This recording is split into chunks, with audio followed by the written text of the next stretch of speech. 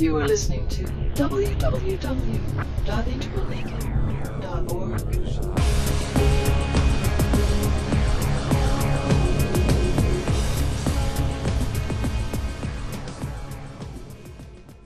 This is a really quick thing. Okay. I found that evolutionary perspective is such a core part of integral theory, and yet evolutionary biology, pardon me, I feel it's kind of misrepresented in your work. Okay. And that's something that, if you're interested, we can talk about later. Okay. But I wanted to know,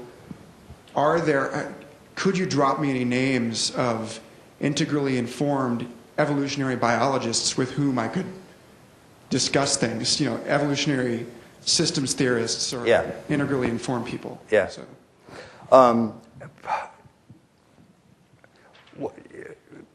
Francisco Varela died, but he was one that we used to discuss a lot with. Stuart Kaufman and the people at Santa Fe are, of course, always struggling with this as well. But here's the real recommendation. We're going live with Integral University sometime in early spring, so it's really about 3-4 months from now. And what we want that to be is a platform where these kinds of discussions can start to occur in a very serious, academically rigorous way. And we have all sorts of other things we can do that aren't that intellectual, but this is obviously a university setting. And so we want to have exactly these kinds of discussions. Because what you want to do with biological evolutionary theory is, one, present, here's the orthodox neo-Darwinian updated version of what it is. And I generally won't present just that. I generally, because you only have so much space, and I'll kind of take pot shots at it. Only because, and not in any sort of intelligent design way, which is just a little bit goofy. But just stressing that there are, if you actually look at it, there's so many things we don't understand about why the universe keeps winding itself up. I mean, no matter how you try to twist the laws of all of that, it is strange that we went from atoms to Shakespeare. I mean, that is some frisky dirt. And why dirt got up and started writing poetry is a little hard to explain with random chance and mutation. Now, there's a kind of thinking that can say, no, I can see how that can happen, I can see how that can happen. And I could too. I got all of my graduate studies were in biophysics and biochemistry. My graduate thesis was on the photoisomerization of rhodopsin isolated from bovine rod outer segments. Excitement, excitement, excitement. And I did that. I played that game very, very hard. And it explains an awful lot. I'm fundamentally a scientist. But right at the end of that, it doesn't. And they're just little areas that start to get frayed. And so at that point, what tends to be kind of an inescapable thing that just won't go away is there's some sort of something where matter winds itself up into higher states of organization. Now, however you want to explain that, it's happening. And you can call it a self-transcending autopoetics, whatever kind of name you want to give to it. A real old-fashioned name for it is eros. And in a sense, you can give it the scientific name and scrub it clean and all that, and that's fine. But there's something that there's a aspect of the universe that is pushing against chance. And that's a very interesting aspect. And so we have this sort of lock and tumbler thing, which is sort of a random chance, locks it in, it's selected, so it's carried forward. And then another freaky thing happens, it locks in, it gets carried forward. It doesn't work. In the fine detail, it doesn't work for me. So a lot of people struggling with that, like Stuart Kaufman, are trying to introduce ways to do that. And there's always a kind of mentality that can poke holes in all of that. The materialists have been issuing promissory notes for 2,000 years. Saying, we're just about to explain it. I go, good for you. Because it's not happening. So what we do want to have is say, look, it's the same way as saying that, okay, big mind doesn't cover everything, shadow doesn't cover everything. Biological evolution doesn't cover everything. So how do we want to fit that in?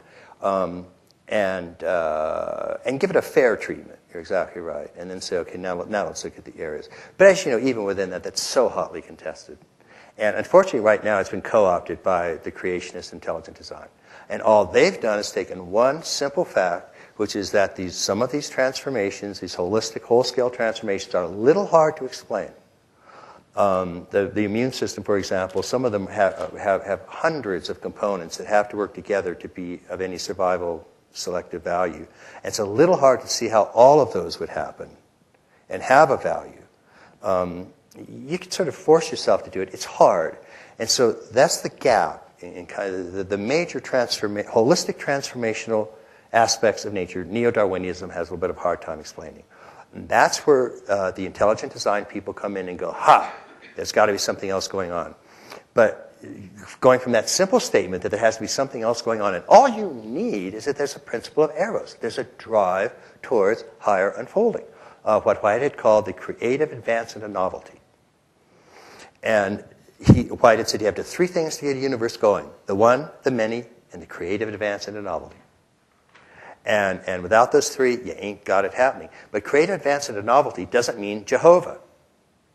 And that's what the ID people do. They take this one whole in Darwinian, and they say, ha, must be spirit, therefore spirit, ha, must be God, therefore must be my God, therefore must be Jehovah. And all of a sudden, that is so ridiculous.